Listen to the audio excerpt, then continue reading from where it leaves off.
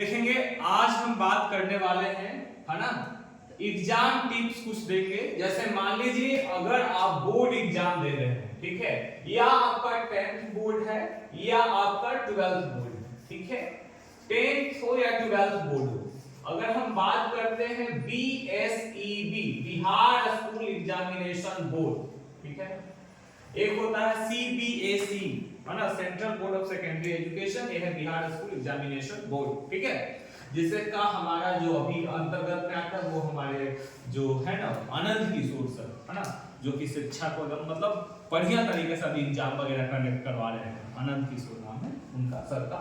चलिए अब exam tips में सबसे पहले हम लोग बात करेंगे कि जैसे क्या करते हैं लास्ट मोमेंट पे। मान लो कि तुम्हें अपीयर होना है कि 15 फरवरी से एग्जाम होना है, ठीक है, तो लास्ट जो मोमेंट है ना, ये लास्ट मोमेंट पे हमें क्या क्या करना चाहिए उसके बारे में हम बात करेंगे, ठीक है।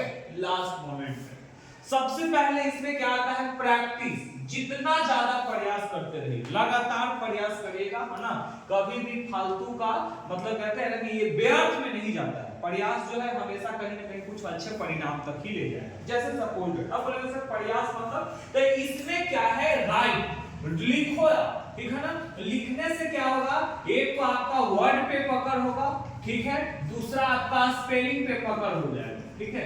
तो कहने का मतलब क्या है कि जितना ज्यादा अगर आप प्रैक्टिस कर रहे हैं यानी लिख रहे हैं, लिखने से हैंडराइटिंग भी आता है, इसके बाद कौन सा वर्ड कौन सा स्पेलिंग कैसे लिखाएगा इस पे पकड़ हो जाएगा।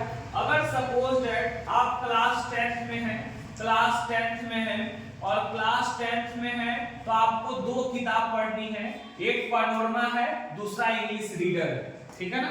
पैनोरमा और इंग्लिश रीडर है। अब दोनों में से किसी एक कोई चैप्टर को हमको उठाना है, उस चैप्टर के बारे में हम बढ़िया से पढ़ेंगे। जैसे मान लो कि हमने एक चैप्टर उठाया the pace for living, the pace for living,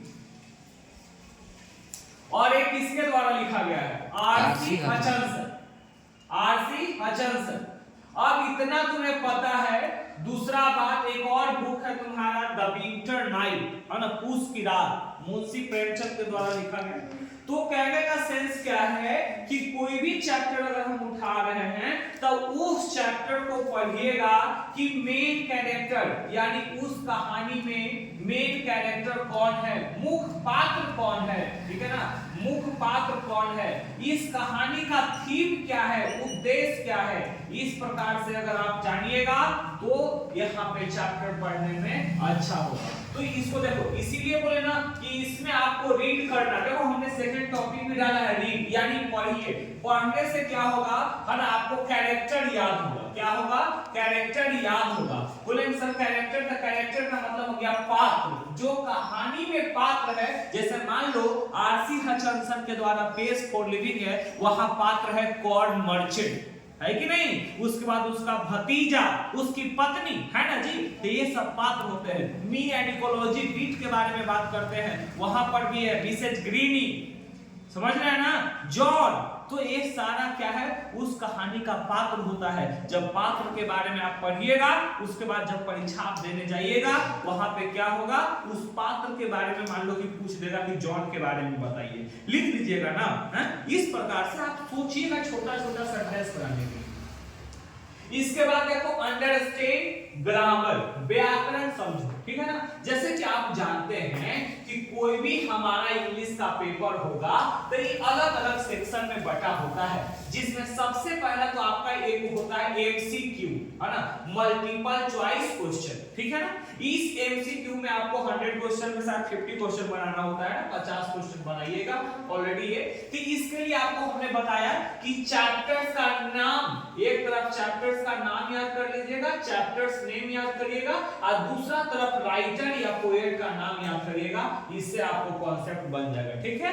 फिर स्पेलिंग से सवाल आता है ना, इस पे, और ग्रामर से रिलेटेड जो सवाल आएंगे। तो हम क्या बता रहे, इंग्लिश का जो क्वेश्चन पेपर मिलेगा इसमें 3 अलग-अलग सेक्शन के बारे में बात करते हैं, जिसमें सबसे पहला जो हमारा सेक्शन है उसका नाम है रीडिंग सेक्शन, जिसमें आपको पैसेज आता है। पैसेज क्या होता है, तो किसी भी डिस्क्रिप्शन दिया हुआ किसी चीज का वर्णन किया हुआ रहेगा, उसके बारे में आपको पढ़ करके, है ना, नीचे सवाल दिया रहेगा, तो नीचे सवाल है, ऊपर में उसका आंसर दिया हुआ है। इसका मतलब क्या है कि आपको सवाल पढ़ना है, फिर जो पैसेज दिया है उसको पढ़ करके उसका आंसर खोज करके लिख देना है। समझ गए ना? 10 नंबर इधर से आ जाएगा, 10 से 15 नंबर, ठीक है। 4 या 21 दिन 7 नंबर का होगा, सेंटर एग्जाम हुआ था तो 21 नंबर का ये बना लीजिए।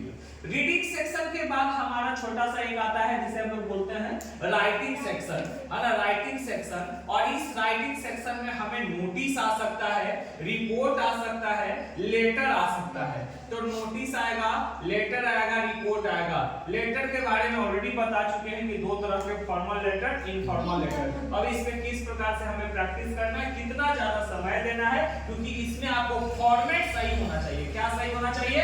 फॉर्मेट सही होना चाहिए। समझ गए ना? जब फॉर्मेट सही है आपका, आप अच्छा से स्कोर कर पाइएगा, अन्यथा अगर फॉर्मेट सही नहीं है तो फिर कुछ भी ऑब्जर्व नहीं होगा।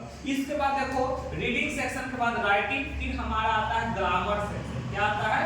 Grammar section. तो ग्रामर में ज्यादा कंफ्यूज नहीं होना है। देखो ग्रामर में तुम्हारा टेंस हो जाएगा, आर्टिकल्स होगा, डिटरमाइनर, प्रीपोजिशन, ये सारा चीज इसी से अंतर्गत में आएगा, है ना, और ट्रांसलेशन वगैरह पूछते हैं, ठीक है। इसके बाद अंतिम में तुम्हारा जो आता है वो लिटरेचर सेक्शन होता है।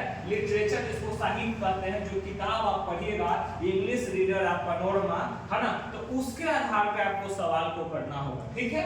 इसके बाद देखो सबसे बड़ी बात है प्रिपेयर्ड नोट्स। अब क्या है, मान लो कि आप पहले से पूरा ठंडा तैयार किए, लास्ट में आपको पढ़ने से नींद आ रहा है, अंतिम में क्या कीजिए, है ना, एक छोटा सा पेपर लीजिए, उस चैप्टर को उठाइए और उस चैप्टर का मेन पॉइंट लिख लीजिए। समझ गए ना? जैसे क्लास 9 के बारे में बात करते हैं, एक चैप्टर पढ़ना माई चाइल्ड, किनके बारे में है? अब्दुल कलाम के बारे में है। अब अब्दुल कलाम का पूरा नाम, कितने मतलब अपने माता पिता के केमा संतान थे, उनका जन्म कहाँ हुआ, कितना स्ट्रगल किए थे, प्रारंभिक शिक्षा कहाँ मिला, समझ गए ना? तो मुख्य बात को आप क्या कीजिए, वहां पे नोट कर लीजिए, अंडरलाइन कर लीजिए। कोई दिक्कत है यहाँ तक? जब मुख्य बात को आप अंडरलाइन कर लेते हैं, इसके बाद आप किसी तरीके के सवालों को जवाब दे सकते हैं।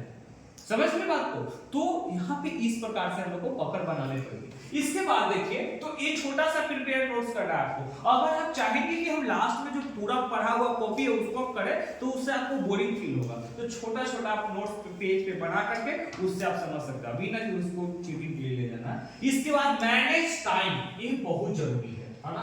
कभी कभी क्या होता है हरेश, हमको एग्जाम देने के लिए बैठे और टाइम में मैनेजमेंट सही नहीं हो पाया, यानी कि जो समय आपको दिया है कि 3 आवर्स में, यानी 3 घंटा में आपको पूरा पेपर कर लेना है, और आपने क्या किया कि सिर्फ पैसेज में से आंसर खोजने में आप 2 घंटा बिता दिए समय, तो वो तो समय मैनेजमेंट नहीं हुआ।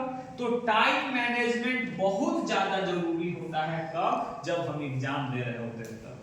और टाइम मैनेजमेंट के लिए अभी करना है वो है use previous year paper. Previous का मतलब होता है पिछले साल का, पिछले साल का पेपर अभी बनाना शुरू कीजिए, ठीक है ना।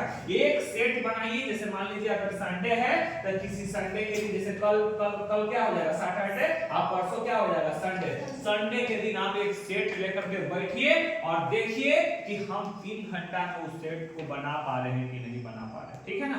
आधा से ज्यादा जब इस प्रकार से आप फोकस कर लीजिएगा, इस तरीका से प्रैक्टिस कर लीजिएगा, इससे फिर जाकर के देखिएगा 70 से 80 नंबर, 80 से 90 नंबर के बीच में आप स्कोर कर सकते हैं। यही मेथड होता है, यही तरीका होता है। जितना प्रीवियस ईयर, अब प्रीवियस ईयर क्वेश्चन करोगे, इसके बाद इसका जांच करो, इवैल्यूएशन। जैसे जांच कीजिएगा, देखिएगा कौन सेक्शन मेरा कमजोर है, समझ में आया, और जो सेक्शन कमजोर है उस पे फिर से और प्रैक्टिस करने की जरूरत है, फिर उस पे प्रैक्टिस करेंगे, और फिर जब प्रैक्टिस करते रहेंगे फाइनली तुमको लगेगा कि नहीं, हमको सारा कॉन्सेप्ट मेरा मन में आ गया, ठीक है ना। और जब कॉन्सेप्ट बन जाएगा तो आप स्कोर कर लीजिएगा, कोई दिक्कत? तो बस यही था टिप्स।